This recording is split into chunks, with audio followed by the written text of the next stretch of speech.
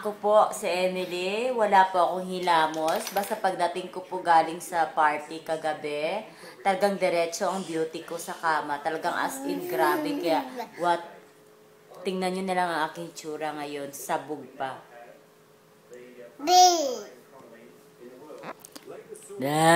Beautiful eyes, anak.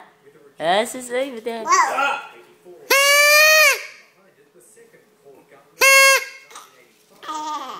O, share tayo ng laway.